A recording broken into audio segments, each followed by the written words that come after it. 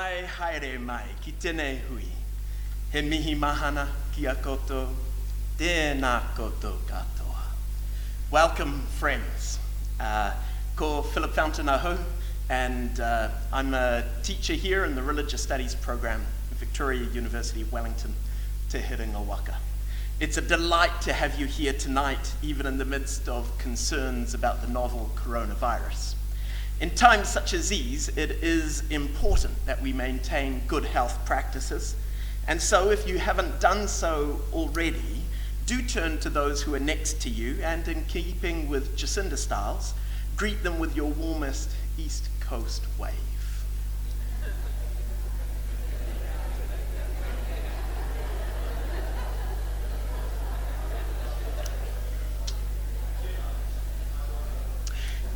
Tonight's lecture is brought to you by the St. John's Visiting Scholar Program, a partnership between Victoria University of Wellington and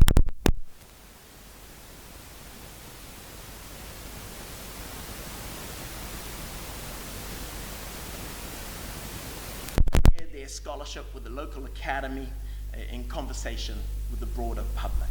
It is a great pleasure to be able to thank St. John's for their generous support, foresight, and commitment to the Visiting Scholar Program. The decision to resource stimulating and provocative public discussions about religion is one that I wholeheartedly applaud.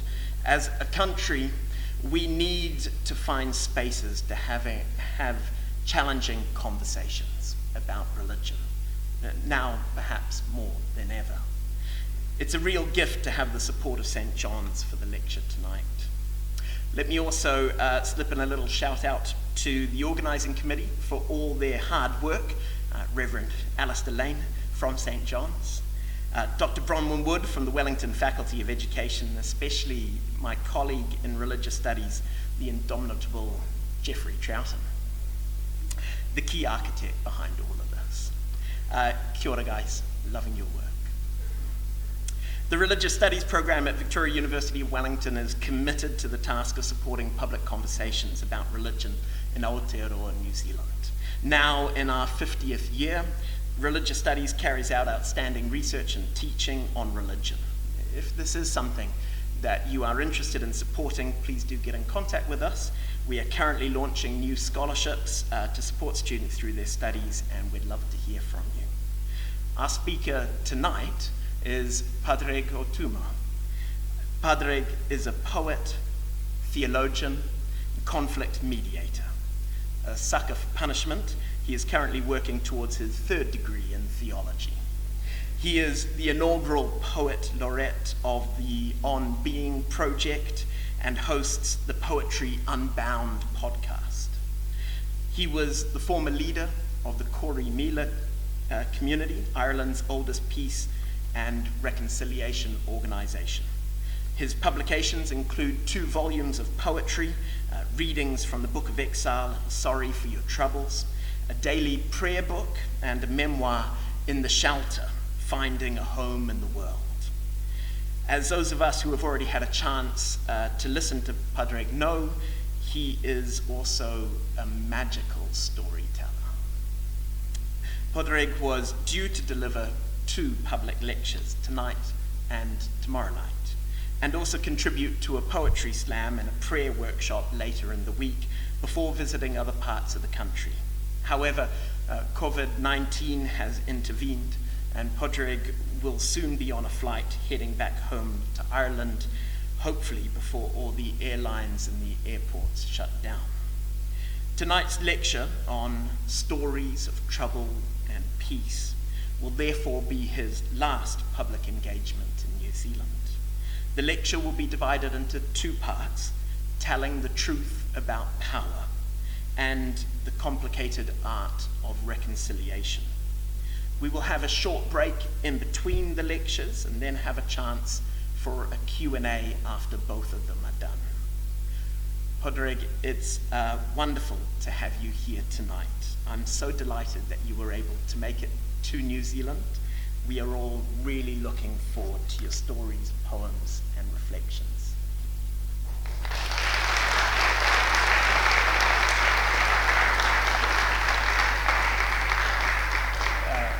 Good evening, everybody. Thank you very much for coming out, and thank you for that warm introduction. Before we talk about stories of trouble and peace, I want to express my thanks also. I really want to thank Alistair Lane and the Church of St. John's in the city for the kind and warm welcome and the artistry, really, of the way that Alistair and Jeff and Phil have put together a program that has had me looking forward to it for months and months and months. So I'll have to come back. So that was kind of a demand rather than a promise. I think we should be feeling sorry for the people who are like, oh God, we have to organize another version of this. But I really am enormously grateful. Thank you so much. And also in the midst of, at the beginning of the wave of things changing, may we all find the fortitude and the practice of the heart, as well as the practice of profound safety and protection of each other, as we look at the ways within which things that we thought were really important and are become less important in light of other things, for ourselves and for others.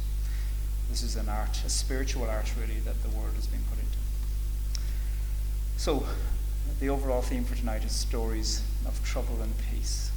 And then we're going to think in the first part about telling the truth about power. The best way that I know how to talk is to read poems and then to talk a little bit in between the poems. Most of them are depressing, so from time to time I'll say something funny in between, but only from time to time. I think, and the way I'm going to look at each one, each section, each lecture tonight is going to be split up into looking at the past, the present, and the future. I a few years ago took a safari through the work of Emily Dickinson. It took me 2 years. I read all 1,775 of her poems. In the morning times I'd get up early and I would read some work of hers, and it did feel a little bit like having about a litre of whiskey for the intellect.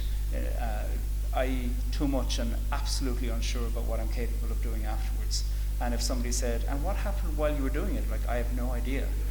It's very hard to recall once you've been taking a walk through the wild world of Emily Dickinson, 1830 to 1886. She said extraordinary things like, the soul has bandaged moments when she dances like a bomb abroad. Who wrote that in 1860? When she was edited in a way she didn't like, she only had 10 of her poems published, but she was edited in a way she didn't like, and she wrote a poem where she says, amputate my freckled bosom. Who wrote that? And at one point, she's speaking about the bobolinks, a beautiful songbird, and she says, the bobolinks are gone, the rowdy of the meadow, and no one swaggers now but me. Who uses the word swagger for themselves today? She did then. So one of her obsessions is time. Not that she says one of my obsessions is time, but after having been taking a steady injection of her every day for 2 years, including her letters, which are magnificent, I began to realize that I was thinking about time, and I was like, why am I thinking about time all the time?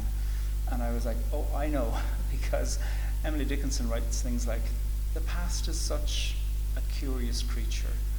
To look her in the face at transport may reward you, or a disgrace. She says things like that. And over and over again, time crops up in her work. And so, as a result of that, not as an homage to Emily Dickinson, but because I think she's onto something. We're going to think about questions about trouble and peace, about power and reconciliation and complicated arts in terms of the past, the present, and the future. And then my favorite bit is toward the end, where we'll have a chance to have some conversations. Mostly it's my own poems, but I have some poems of other people. Am I speaking loud enough? Can you hear me? Great. I'm starting off with a poem by the magnificent poet Lorna Goodison. Lorna Goodison has just finished a 3-year term as Poet Laureate of Jamaica. She has been writing for 40 years, trained initially as a painter, and her themes and work are overwhelming and wide-reaching. She writes about matriarchy in Jamaica. She writes brilliantly about all kinds of versions of religion, and her deepest brilliance is both about place as well as the long legacy of the war of colonization. And her book, Orakabessa, is a book where she, in person, went to visit many places and wrote from the point of view of those places, including places like this one, Spain, where the initial so-called explorers had come to the so-called New World. And here's a poem called Reporting Back to Queen Isabella from the book Orakabessa. Queen Isabella was of Isabella and Ferdinand, and Isabella was, she had a lisp, and because she had a lisp, they were trying to standardize Spanish as a particular dialect, as a way of determining empire in Spain, because obviously Spain is a place of kingdoms, not a kingdom, and dialects and languages. And so because she had a lisp, they decided that everybody should have a lisp. And that's why, I'm not making that up, that's why Spanish says Valencia rather than Valencia. So listen to this. Reporting back to Queen Isabella. This is Christopher Columbus coming back from his voyage. So, reporting back to Queen Isabella. When Don Cristobal returned to a hero's welcome, his caravels corked with treasures of the New World, he presented his findings, told of his great adventures to Queen Isabella, whose speech set the gold standard for her nation's language. When he came to Jamaica, he described it so: the fairest isle that eyes ever beheld. Then he balled up a big parchment, unclenched, and let it fall off a flat surface before it landed at her feet. There we were, massives, high mountain ranges, expansive plains, deep valleys, one he christened for the Queen of Spain, overabundance of wood, over 100 rivers, food and fat pastures for Spanish horses, men and cattle, and, yes, Your Majesty, there were some people.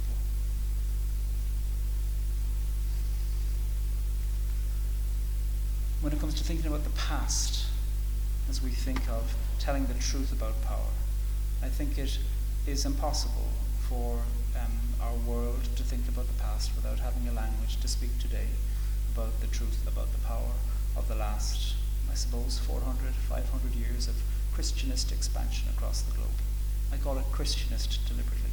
It's meant to be provocative, to not have an understanding of the way that hand in glove, power, conquest, absolute entitlement to places that were already discovered and that were not part of any new world. We were part of the world that was as young and as old as the rest of the place. We cannot speak about today, taking in mind borders, taking in mind languages that will never exist again, languages that have been forgotten, unless we were willing to tell the truth about the power of that.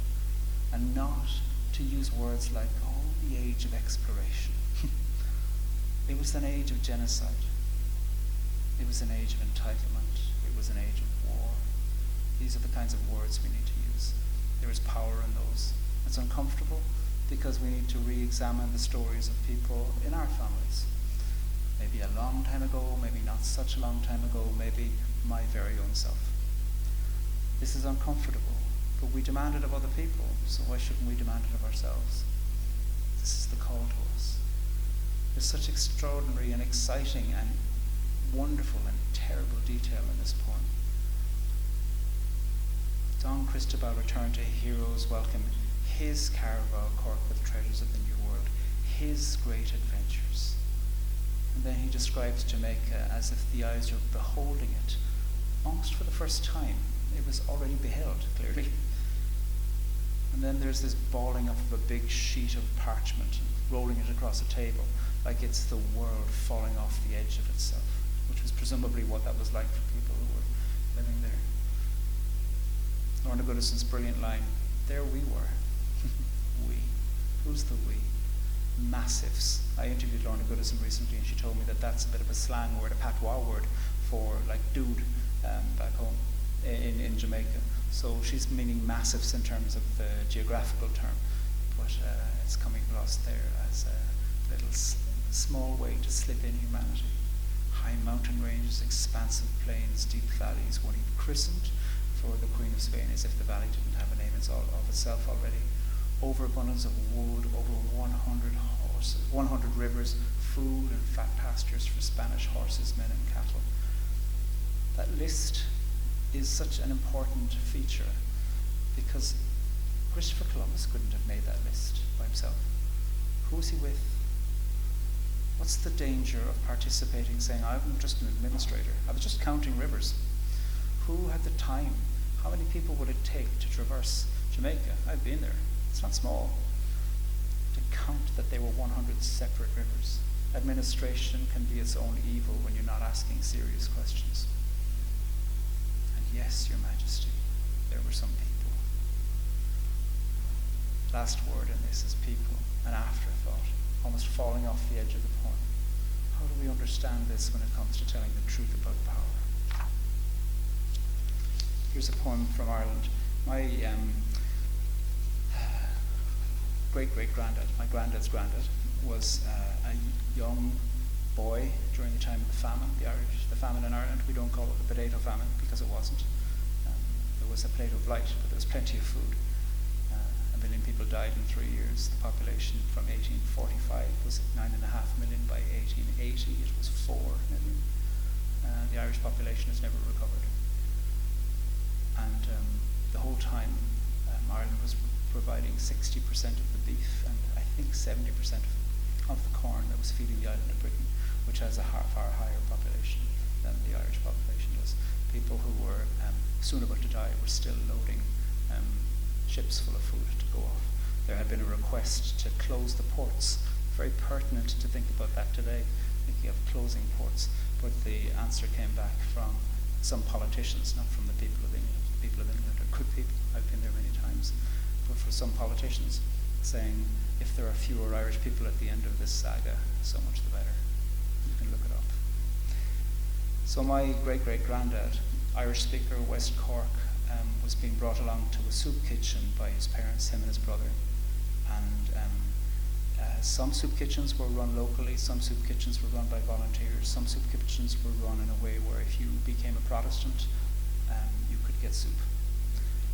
So hence in Ireland, some of the complication about Catholic Protestant, it's got nothing to do with God or purgatory or Mary, everything to do with the memory of this.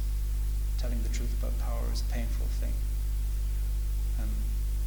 My great-great-granddad was, I think, 6, and he got lost in the crowd, obviously. It was huge crowds looking for food. Again, doesn't that make us think of today?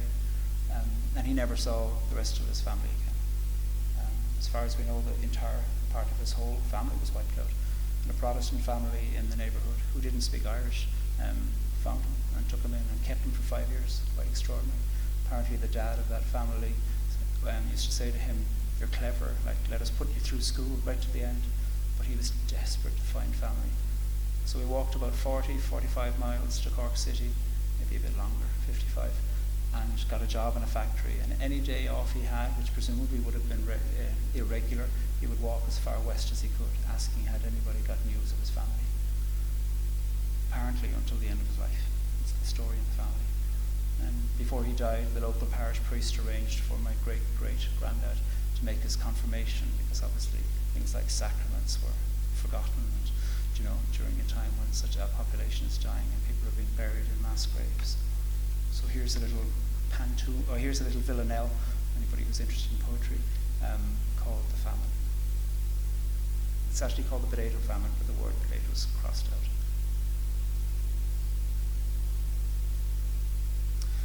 My father likes his spuds piled high upon his plate. My mother likes her peace and her diet magazines. My great-great-granddad was the only one who made it. At the heart of every famine is the scheming of the state to bring a people to their knees for the state's convenience. My father likes his spuds piled high upon his plate. On the phone, an Englishwoman says the Irish are fixated with our stories of the past in a way that's quite obscene, but my great-great-granddad was the only one who made it. My auntie moved to England and learned how to translate between the way a people are and the way their history's been. My father likes his spuds piled high upon his plate. There are proteins in our grass from forgotten famine graves. Some families fed on rotten grass, and my mother tells me My granddad's granddad was the only one who made it. His family had all starved, so he missed his confirmation. Decades later, a priest arranged it. Didn't make a scene. My father likes his spuds piled high upon his plate, and my great-great-granddad was the only one who made it. For the last few years of Brexit, lots of Irish people have been speaking about the impact of Brexit on what is regularly by the BBC called the Irish border. And we like to remind them that it's a British border in Ireland. We didn't draw the damn thing. So I was speaking to somebody once and they said, "Oh, can't you just get over the past and your border? Like it's almost 100 years ago." I was like, 2 days ago I got a green card through the mail saying that I need to carry this with me if I'm ever driving across the border in case I'm stopped by somebody saying, "Are you insured to drive over here as opposed to there?" There's farmhouses through which the border runs. There's hundreds of miles of farmland where people will be keeping cattle on both sides of that farm. What are they supposed to do when jurisdictions are changed as a result of Brexit next year? We have no idea, because the changes are ideological. It's not because they're saying, "We want better ones, these are crap, we want to improve it." They're saying, "We want our ones," just because we want them ours. And Irish people are saying, "You need to consider us," and they're like, "Stop going on about the past." And this has really put a huge strain on British-Irish relations over the last number of years, on governmental level and on family level. It has really put a strain, and it has really brought many surfaces about how Irish people find it fascinating that in our education system we probably spend about 3 years of history learning about British history, and Britain's history curriculum doesn't spend a page on Ireland. So it's understandable that people are like, "What are you going on about?" Because somebody made a decision that doesn't have much about Ireland in the curriculum. What are we supposed to do about that? How do we find ways morally to tell stories about the past, because they will influence the way that the way that the present happens? Here's another story about power. I was part of a group of gay men. Well, actually, I wasn't part of a group of gay men. There was a group of gay men that used to meet for prayer meetings in Belfast, and I used to boycott it because I was like, for God's sake, there are no places for LGBT people to go for prayer. Why on earth is this just for gay men? So I was boycotting it, and presumably they were devastated. And then a friend of mine, this is many years ago, a friend of mine went along and wanted to go along because he had a crush on somebody who was there. It was all very exciting. And he didn't want to go by himself, so he asked would I go along to accompany him, and I had a crush on him, but I hadn't told him. So it was all like a theological love triangle. Anyway, I went along to be morally supportive. Nothing ever happened between me and the friend, thank God. We're good friends still, much better. And we happened to be at the prayer meeting where they were deciding, will we or won't we invite the lesbians to join us? And somebody said, "I've never met a lesbian. Does anybody know one?" And I started to take notes because I thought, I think this might be an interesting conversation. And somebody said, "I don't know any either. What are they like?" As if you could ask that question. And then somebody said, "I wonder if we could invite one to come and speak to us." And I found myself thinking of, if one were to invite like the most important lesbian to come to speak to a group of gay men, like to whom would one address the letter? What would her title be? And like, where's the address for the Department of Lesbianism? So here's a poem called "The Visit of the Queen of the Lesbians to the Gay Men's Prayer Group." My friend Gail did say to me at one point to go, "Look, Pádraig, of all the names that the chief lesbian would call herself, Queen is definitely not one of them." I've kept it in there to show my blind spots. So, "The Visit of the Queen of the Lesbians to the Gay Men's Prayer Group." When she came to visit, she said, "Don't ask me, I'm just a driver." When she came to visit, she said, "Questions reveal much about the secrets of the questioner." When she came to visit, she said, "Ask a better question, lads."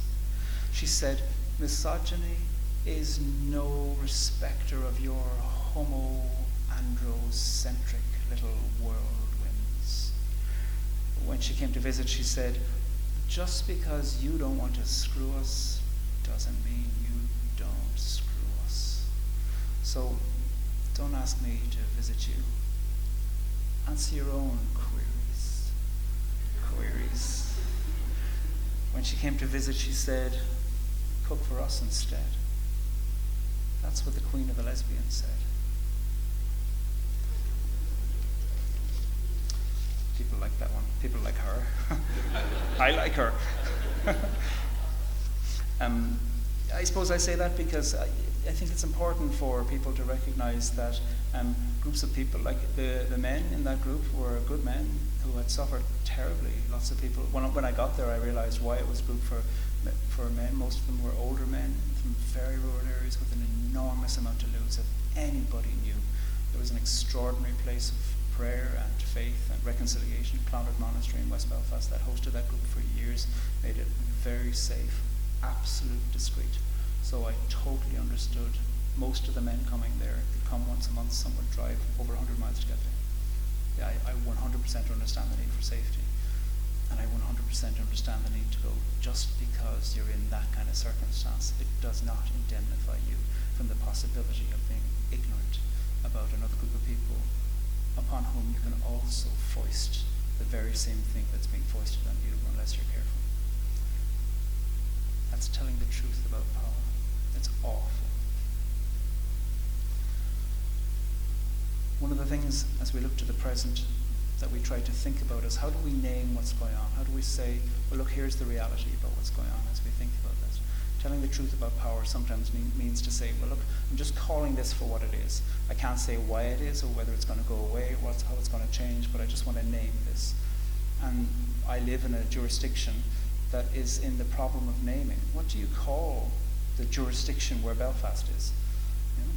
And sometimes I've been parts of a group of people and they've said, oh, it's just great to be here in the UK. And I'm like, all right, isn't that over there? And then other people would go, yeah, absolutely right. And when I say, you know, well, it's brilliant, welcome to Ireland, people are like, oh, well, that's over the border. And when I'm from Cork on the very south coast, and when I moved to Belfast, I thought, I'm moving a city, like, I'm not moving country, and I'm not a foreigner. Some people were very clear to say to me, oh, you most definitely are a foreigner, and we won't use your name. We won't call you Pádraig, we'll call you Pádraig, because that's what we'll call you. And there's possibly no better way to insult an Irish speaker and a person with an Irish language name than to deliberately anglicize it, if you know the difference. Obviously, if you don't know the difference, it's an understandable mistake. But if you know the difference, to deliberately anglicize a name is a little echo of linguistic colonization, as I'm sure you can understand. And there's questions over the last few years regarding Brexit about, well, will this speed up a process of a new Ireland?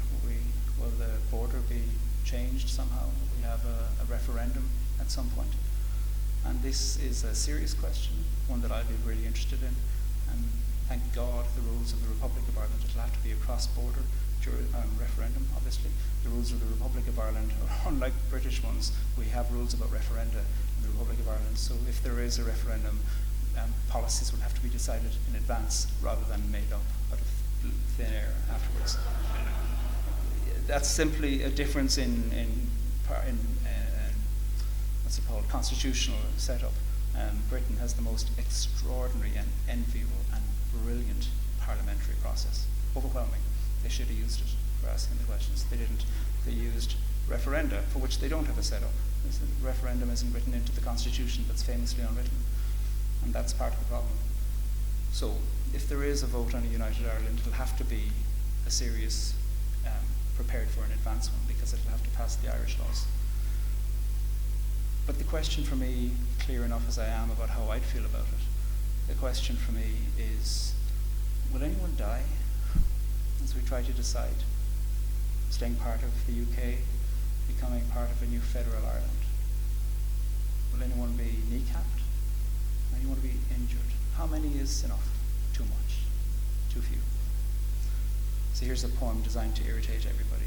It's called The Northern of Ireland. Because some people call it Northern Ireland, some people call it the North. And so this is not a proposal of a new idea, it's a proposal of a bad idea.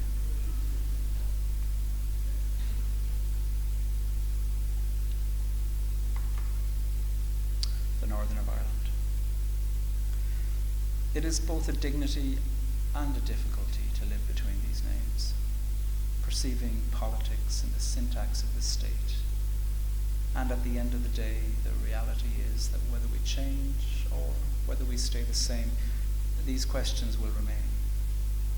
Who are we to be with one another? And how are we to be with one another? And what to do with all those memories of all those funerals? And what about those present whose past was blasted far beyond their future? I wake, you wake, she wakes, he wakes, they wake, we wake and take this troubled beauty forward.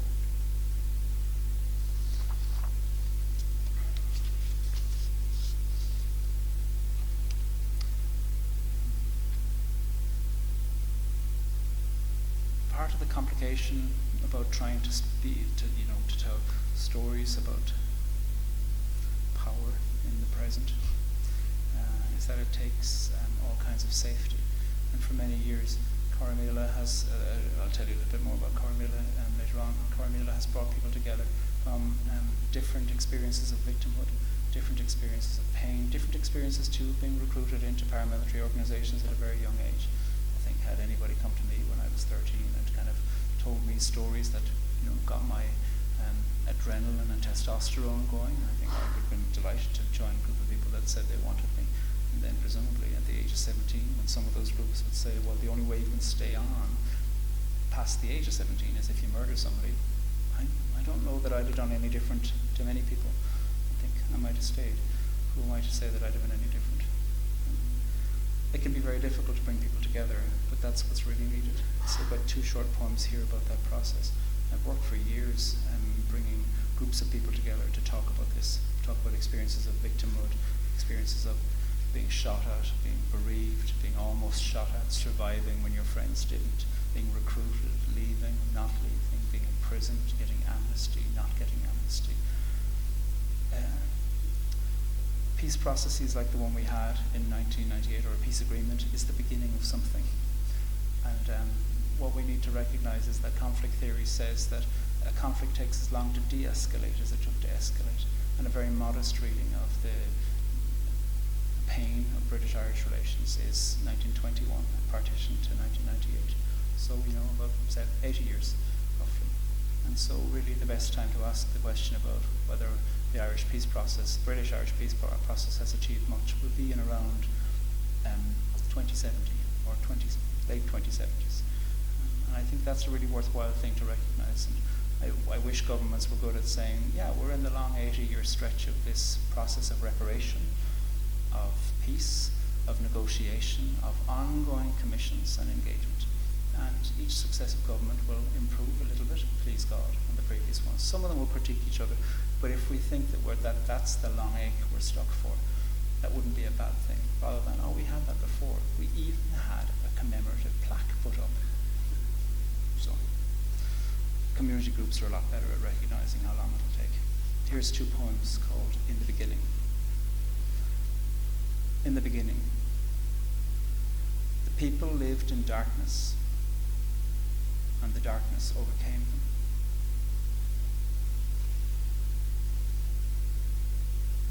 In the beginning, the people lived in darkness, and the darkness overcame them for a while. The people learned to cope, so they spoke little of the things that they'd hoped for. They learned to escape, so they took breathing breaks in the bathroom. The people lived in the here and now. They stayed here and now in corners previously unfound in 2-up, 2-down houses. The people learned to walk. The people stood and they survived. The people learned to live without the lives that had been taken. Their only choice was that they stand, and so they stood shaken. The people chose their crutches, carefully carved and chosen a bit of drink, a bit of soap TV, a weekly visit to a friend's house for cups of tea and paracetamol. The people's throats were choked with lives that are not living. And the thing about it is that they have coped with things that they should not be roped with. The people are victorious. They can look you in the eye and size you up. Their hold on life is loose and their embrace is tight. The people stood in darkness, and in it they became their light. The poem is written as part of a process working with Corrymeela when I was poet in residence there with a woman, Susan McEwen, who curated extraordinary programs bringing people together from across Belfast. And part of my job was to write a poem based on the conversation that people had. And this was a kind of toward the end of a long process.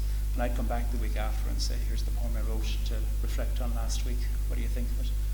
And I was edited by people, some of whom were saying, oh, I've never read a poem, in the last 20 years. But the whole point was that it was people who were looking for an echo of their experience. And some of the edits were great. At one point I read out a poem after a really tough week when people had been saying complicated, painful things. And I read a poem that I'd written. And I said, how does that seem? Does it sit right? And a magnificent woman said, it doesn't say fuck enough. So that's a great critique. So I amended the poem. I won't be reading it to you. As we think of the future when it comes to thinking of stories of trouble and peace and telling the truth to power, I suppose there's something I want to say is that I don't necessarily believe in the future. I hear people say regularly, the future is in the hands of our children. And I think that is one of the most profound abdications of responsibility, accountability, and power that people are allowed to get away with. It sounds really poetic, but I think if you're in a situation in public where you're saying that, I just think you're letting yourself off the hook. I think we need to find ways to say, I'm working, and I'm doing courageous things that I haven't tried before to see whether that will work, to see whether whatever future our children have is actually already made different by something that people with power and influence can use right now. And I think there's something important to recognize that the future doesn't exist yet. The past barely exists. All that exists is the moment of courage, and the moment when you might go, everything in me wants to respond in a predictable way.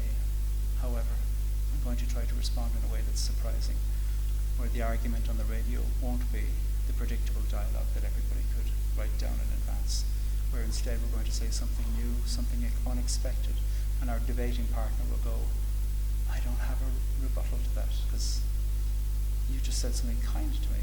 Thank you. And then we can begin to think, what does serious public disagreement look like, instead of the performance of a silly public disagreement look like? So here's a few poems about the future.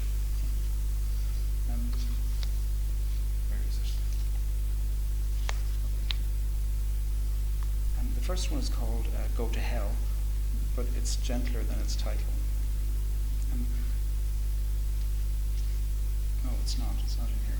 I'll read that in the next session because I've left it behind.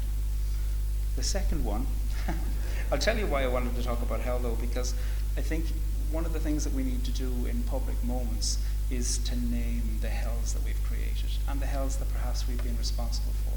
This is where the study of theology has been so helpful to me.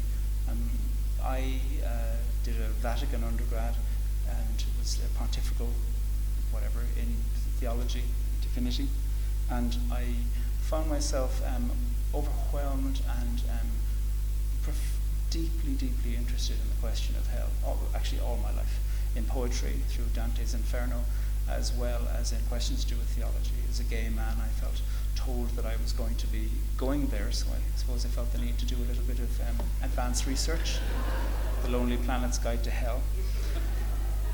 And I found out some really interesting things when I began to read about it. The idea is that in Judaism, really there isn't an understanding of hell, or heaven, actually. The afterlife really came in when the Greeks started to come down.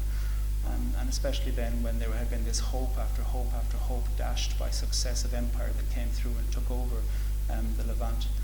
And people were thinking, when are we going to get to some kind of solace? And started to go, maybe it'll happen in some afterlife. Some, as the French say, l'au-delà, the hereafter, that over there. And then, of course, people start to think, well, because the wicked are dying happy, well, maybe they're dying happy and then going somewhere pretty terrible. And the story of hell has changed over and over in Catholicism, never mind in any other version of Christianity, and never mind in many other religions. And I found myself looking at 20th century theology about hell, and extraordinarily Pope Benedict, a pope who doesn't like me very much, and who I don't like very much, although the film The Two Popes did help, fiction as it was. He wrote something fascinating about hell. He said, and this I think we must always remember is coming from a German who had seen horrific things in his country. He said, if we as Christians have an understanding that there can occasionally be realized on earth such a thing as the kingdom of heaven, we must also recognize that the 20th century alone teaches us that there can also be realized on earth such a thing as a kingdom of hell. And if that's the case, we must go with our abandoned brother into those places with the courage that he had. Now that's a theology that I found really interesting. And that's a theology that made me go, I have good reason for struggling with Benedict, but I also need to be careful not to totally lambast him, because he has changed my mind and given me something that I've held on to for years now as a result of that. And in as much as I might disagree with someone, I shouldn't try to disagree with them all the time, because then I'll miss out something serious. And we currently have a public platform between friends and between politicians where there is an understanding that if you begin to agree with or have compassion for or show some kind of sympathy other than the most basic kind of sympathy to somebody on the other side of your political or agenda platform, well then you're a sellout, and perhaps you need to be extradited or exiled from your own community. What a limitation of the human project that we have. And so that's why I have a poem about hell that I'm not going to read to you, because I can't find it. Oh, I found it. That wasn't a setup. I'll read this when we finish. Go to hell. He is called to hell, this man. He is called to glory. He knows well those twisted ways and those who've lost their story. He is called to clay, this man. He is called to yearning. He has heard of hidden streams that heal those tired of burning. He's searching out those raised in hell. He wants to know the things they know. He believes in dreamland where the ragged people go. He is called to quiet now. He is called to silence. Squat down on the breaking ground with those who've swallowed violence. He is called to anguished thoughts. He is called to flowers, to find in hell's own lonely fury that which no flame devours. I saw him on the midway path. I saw he carried two things only. On his trip to hell, this man, he is called story.